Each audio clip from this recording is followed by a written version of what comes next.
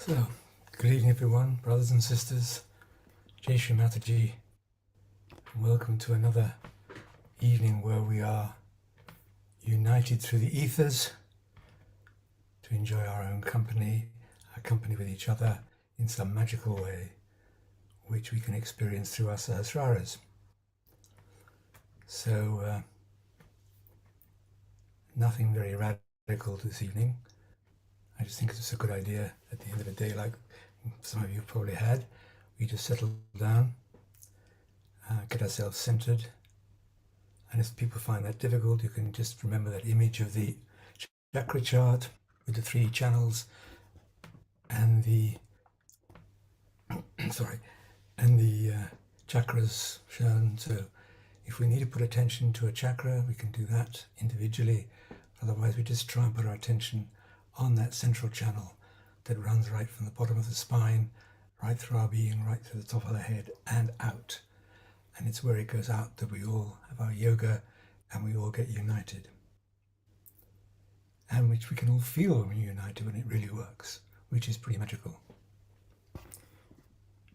So we'll just sit quietly and get ourselves centered and relaxed. I'm sure we all know how to relax now, but obviously we scan our bodies, we feel if there's tension at the end of traveling or working or running things or difficulties. Just forget about them for the next hour or so. Scan ourselves and put our realized attention like a searchlight on any areas in our physical body which we feel a tension or discomfort. And if our mental energy is whirring, well, that'll slow down. We can do that now. Do a little bit of meditation before the video and afterwards by just practicing being detached from our thoughts that come whirring in, detached from our worries or our emotions or our concerns or good things that might have happened, because good things can be just as distracting as problems that we might experience. So all these things that bring our attention down from thoughtlessness we can address as long as our will is strong.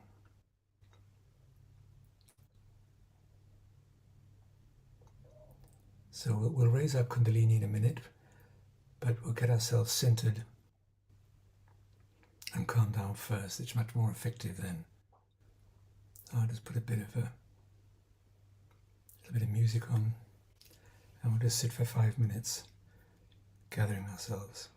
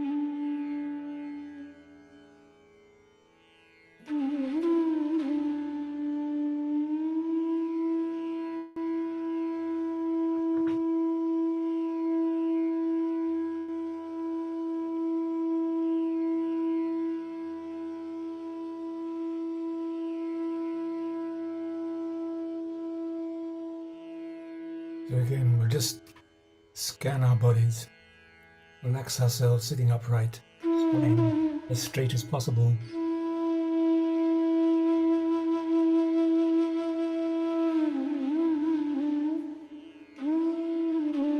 Our attention drifting up along the spine, through the chakras, up to the top of the head.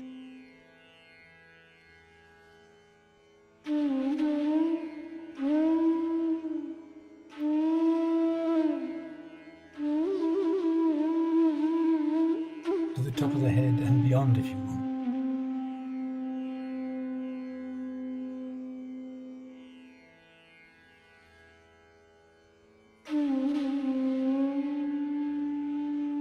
Little exercise we can do, which is take our attention right up above our heads as far as you want to go. Your ceiling, through the roof, up to the clouds, through the clouds, to the universe.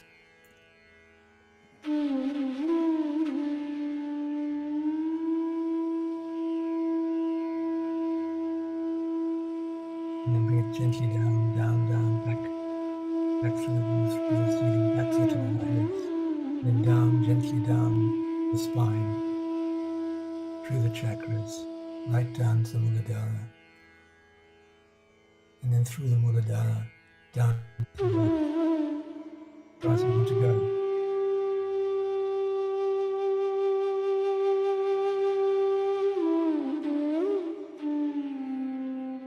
And then back up again, through the earth, into the ground, up the spine, to the Sahasrara.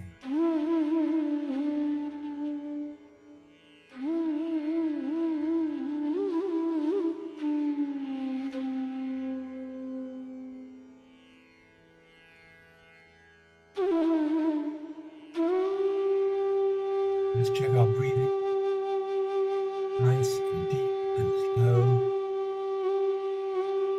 It helps our muscles relax, our nervous system relax. It helps make us aware of what isn't relaxed, what needs attention.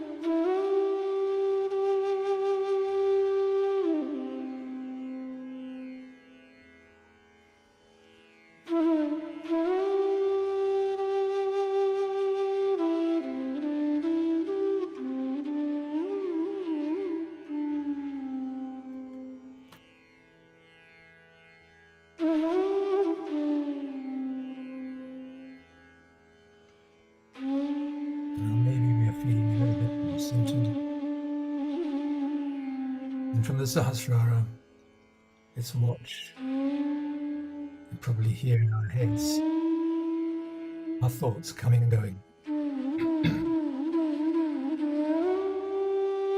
They come easily enough. To stop them coming is not so easy. So now we'll raise our Kundalini and I'll put ourselves into Bandham, please.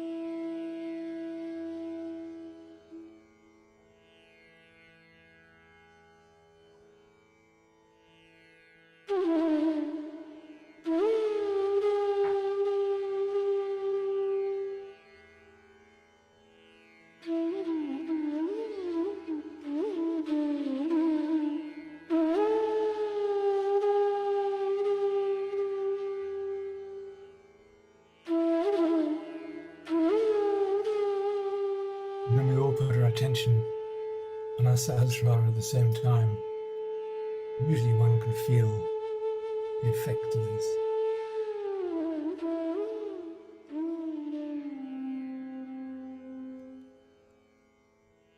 So to help start this evening in an auspicious way, we'll just listen to the Ganesha mantra 3 times.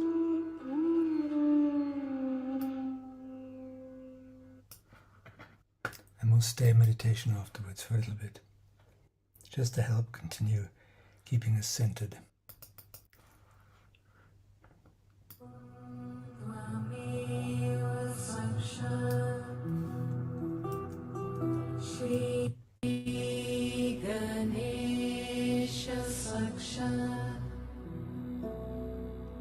Shri Adi Shakti Mataji,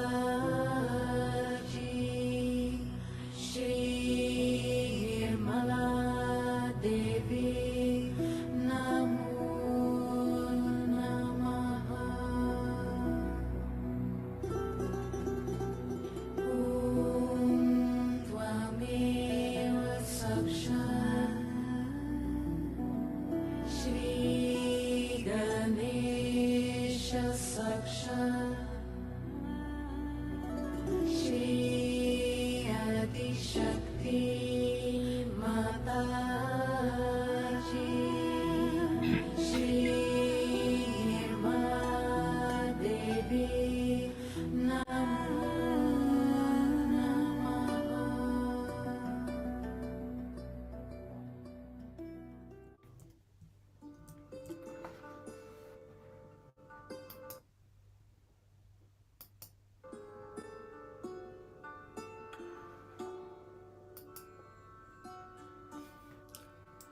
So let's just spend 2 more minutes getting ourselves settled and telling our thoughts, no, you are not going to dominate my attention. And I forgive you. I forgive this thought.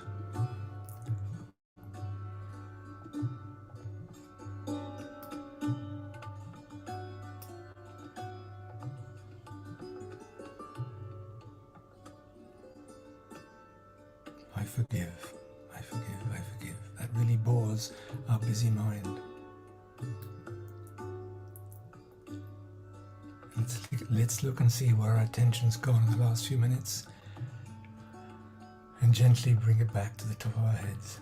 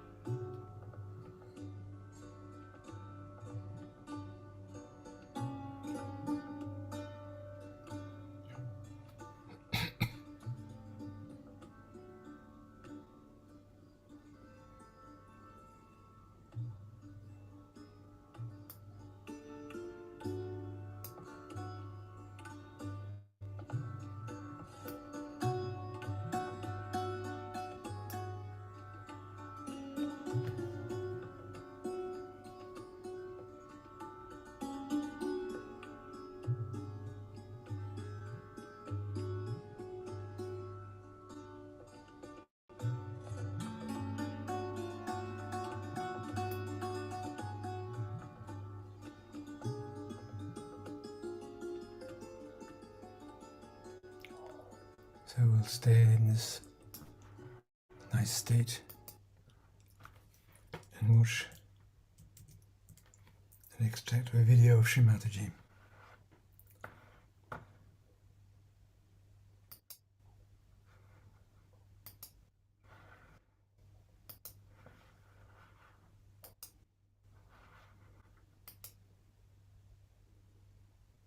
I hope you can all see. Be honest to yourself. You have no business to cheat yourself for anything whatsoever. If you are hypnotized, awaken yourself. Arise and find what is the best, absolute, and the only thing that you have to find, your spirit. Your spirit resides in the heart. It is the reflection of God Almighty. It enjoys itself by itself. It is the spectator of the work of its power, the Holy Ghost. It watches you and is called as the knower of the field. It knows what you are doing, what are your aspirations, what mistakes you are committing. It goes to a long extent to forgive and forgive and forgive. Forgiveness is one of the qualities of the Spirit. It forgives you and says, it will work out. It will come around. But when you go too far, say if you pay too much attention to your physical being or to your mental being, if you try to think too much, the spirit indicates its displeasure and you get a heart attack. Heart attack comes to you through displeasure of the spirit. If the spirit is angry with you, you get a heart attack. That means you have neglected your spirit, you have paid attention to things which are not important. You have looked after things which are not important. You have not worried about yourself about the spirit, about your seek. Even if you lost, say in any fanatic behavior of reading some books and things and taking out certain things, remembering them by heart and then having an argument and course on it and all that. In all genuineness and goodness, but stupidity, then also you can get heart attack. Heart is very important. It sometimes gives you first warning by giving you a partial paralysis, because in the heart a sort of a resentment is created by the spirit, which creates a clot, and that clot, when it goes into the brain, you get a partial paralysis, so that you do not move any further. Your attention is taken to it. Then you start thinking of God, thinking of all the things, and maybe if you come to Sahaja, you get cured, because again your spirit forgives you. We are taking too much liberty with our spirit. It is true, God has given you freedom, and He is not going to take away your freedom at any cost. You have to be absolutely free to choose whether to go to heaven or to go to hell.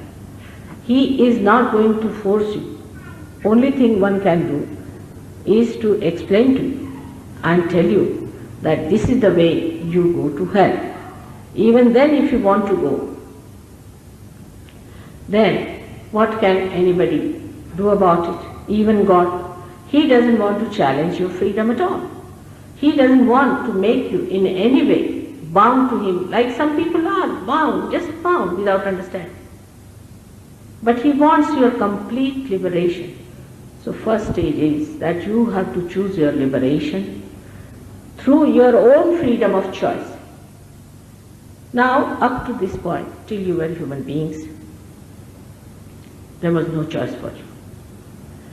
But after becoming a human being, you were given the choice because you could develop well to understand what is right and wrong in your own freedom, so that you can enter into the kingdom of God as people who are free and have chosen good in their own glory and in their own freedom. This is the only small little step where we always confuse our freedom with our ego. For example, now this hall is here, say, for me to speak. Right? Somebody comes from outside who has been sort of worked up in some sort of an organization and thinks that he's doing the greatest work in the whole world in such a myth. Comes down here in that ego state, sits down here, asks me questions after questions, questions after questions, questions after questions, doesn't allow anybody else to speak, takes away all my time to himself, as if this hall is booked by him and all the audience is gathered by him. He is least bothered as to see that this is an ego that is working. So we should not confuse our freedom with ego. That's what I have to give you a counsel. Try to differentiate your ego from your freedom. When you are ego bound, you are a slave of your ego. When you are super ego bound, you are a slave of your super ego. of your conditioning. For example, you are born a Christian, you are a Christian. You are gone forever then. Alright, you are a Christian, but what about real Christianity within you? What about your rebirth in the real sense of the word? So you become enslaved to these things, so there is no freedom. And spirit is the freedom, is the free being within us. It is detached. It cannot be killed.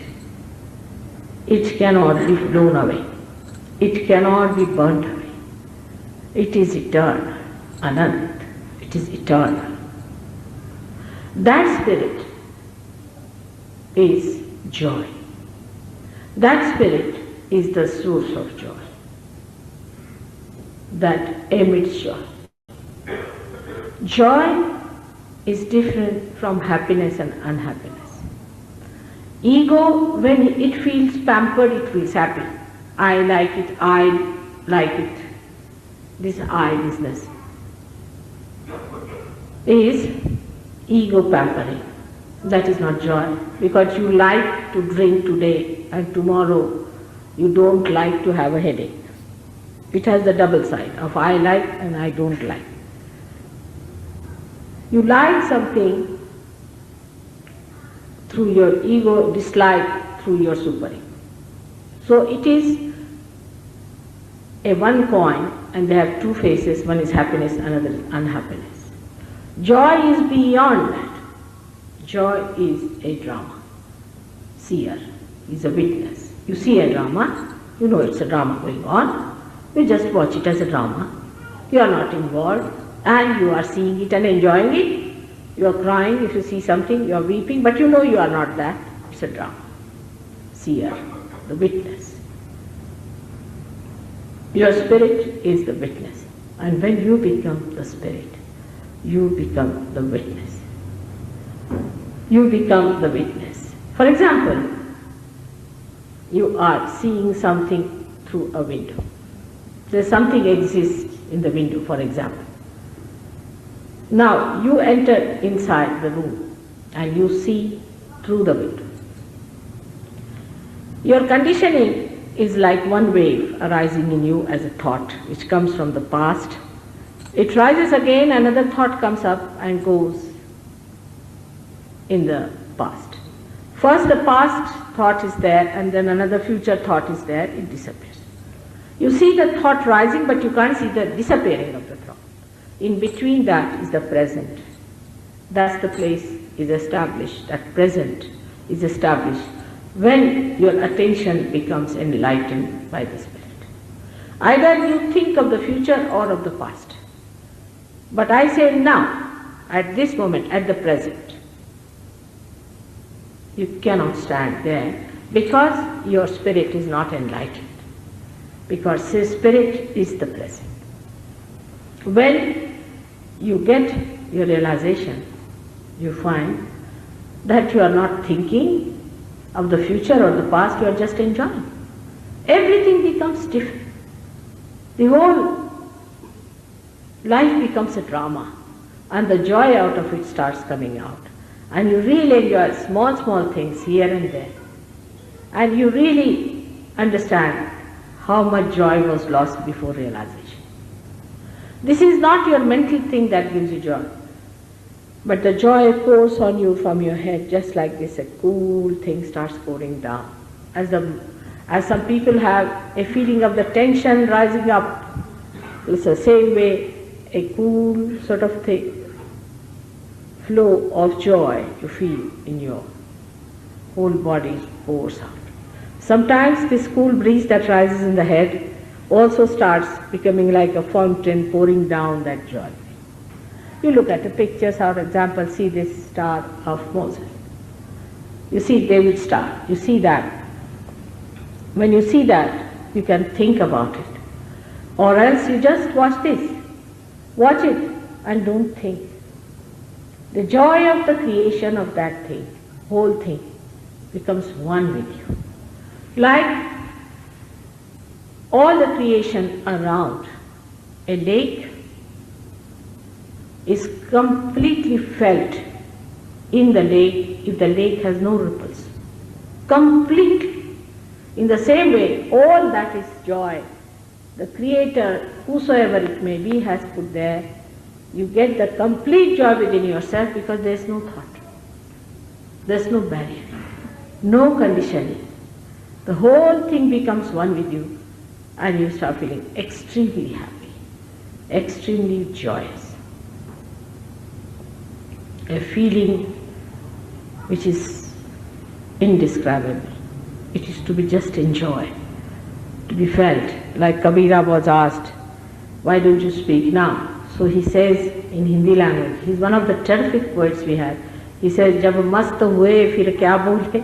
When I have gone into the nectar of the intoxication, of the spirit, now what can I talk? There's no word. No cup can fill this joy. No words can fill this meaning. You better be with me and get it and enjoy yourself.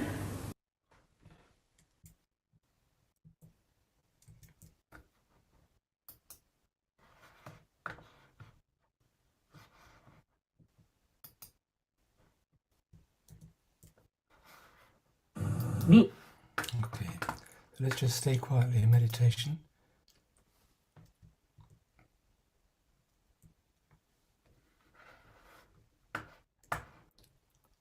And maybe we can reflect on some of the comments that Shimataji made.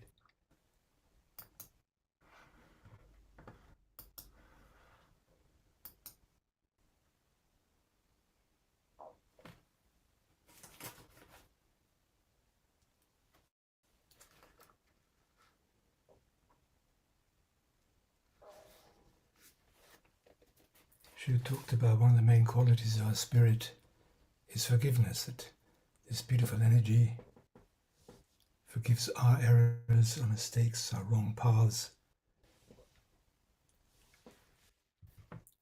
So while we go into meditation, if we feel we need to, let's ask for forgiveness.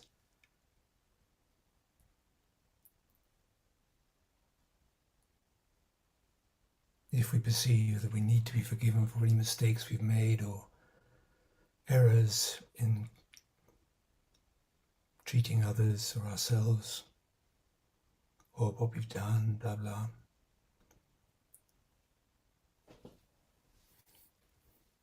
It's the moment when we have to face ourselves in a certain detached way.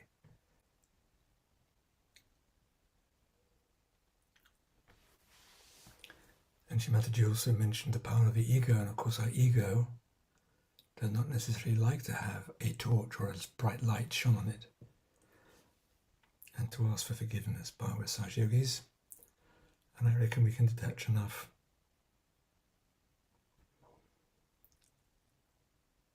to ask for that forgiveness, which is freely given, because the love we get is unconditional love.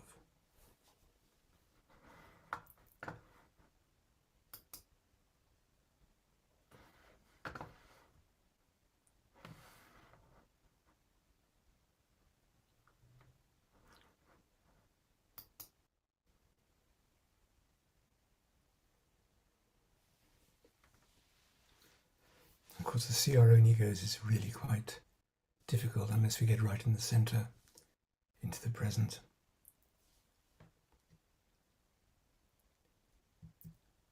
But this is a start. Forgiving ourselves and forgiving everyone and anyone that has caused us any harm and that we've caused harm to.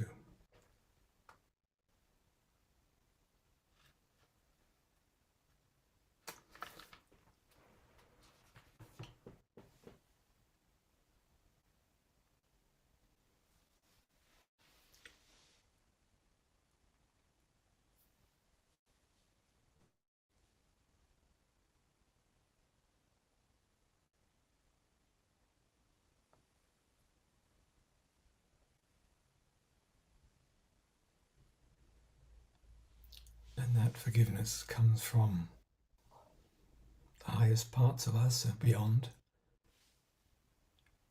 Shri Mataji mentioned putting our attention on our spirit. And of course, we then come back full circle to, well, what is our spirit? Some have called it the overself, the higher self, God. But I think we can feel the effect of the spirit through our Kundalini and the cool breeze that we get when we are in harmony with the spirit, our true self, the spirit that is beyond our nationality, our age, our culture, our nationality, etc.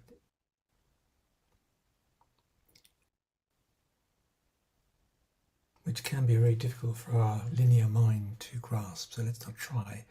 Let's just believe we can be surrendering our time and energy in our lives to the spirit, and let the spirit flow into every part of our lives and our being, physical, mental, emotional, spiritual.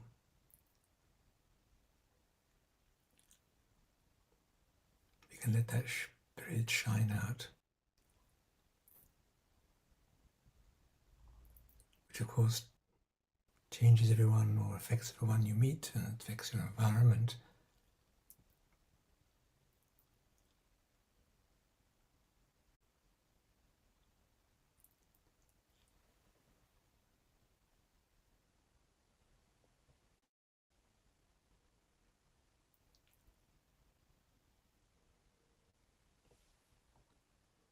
So we can put our attention on our hearts as well, the seat of the spirit. In our hearts, we can bow down, as it were, not physically, because we're in meditation now, but we can surrender and bow down to that part of us, which is not tarnished ever, which is pure.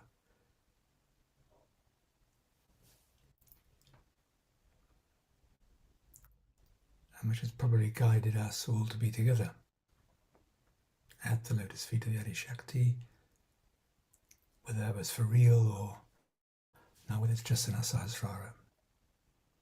So now we'll just sit for some minutes in quiet, keeping our attention, which I will remind us because it's so easy to wander off. And as Shri Mataji has demonstrated, the thought rises and then falls. Then there's a gap. Then another one rises and falls. And we head for that gap of pure silence, the gap that is the now.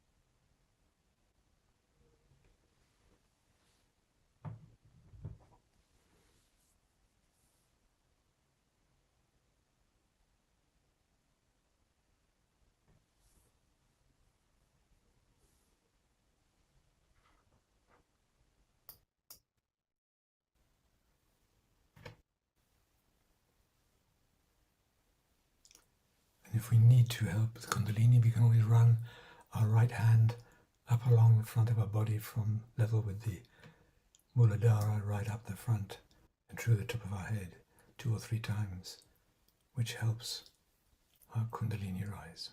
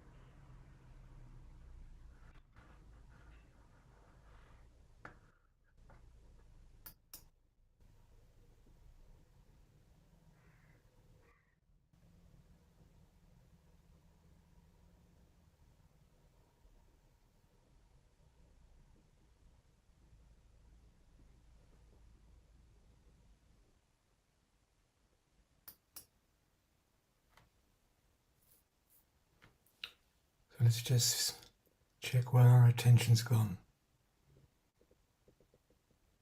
and bring it gently back to the Sahasrara.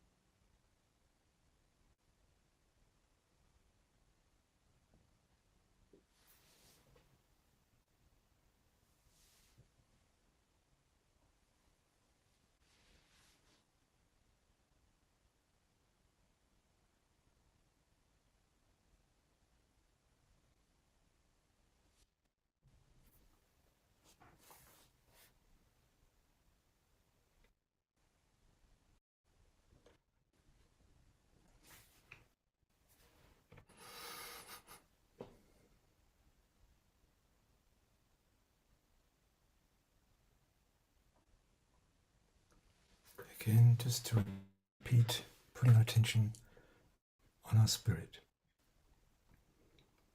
That pure, that pure energy that is not our body, is not our thoughts or our feelings or our emotions.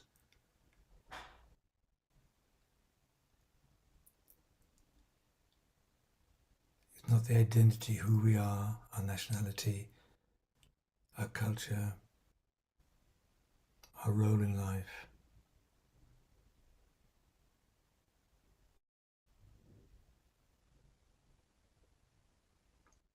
Something higher and purer than all of that. And it's something eternal, because everything else comes and goes, or is changing quickly or slowly. And that spark is who we truly are.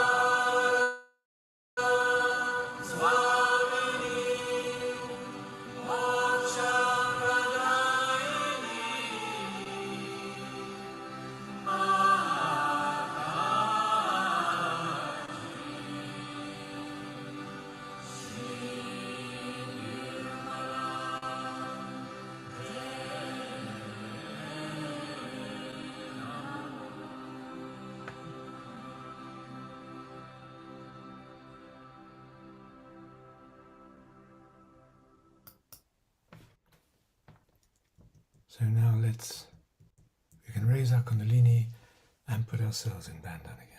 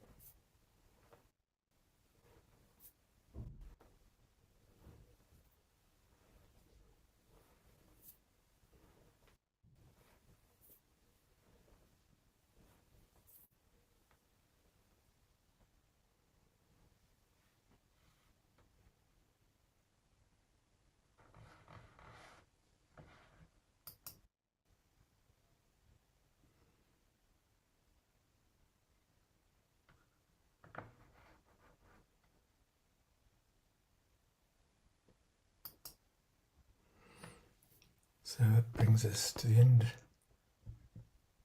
of our collective evening.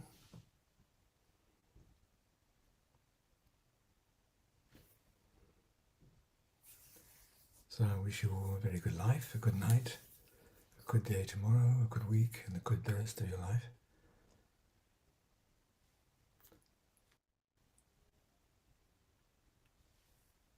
So goodbye.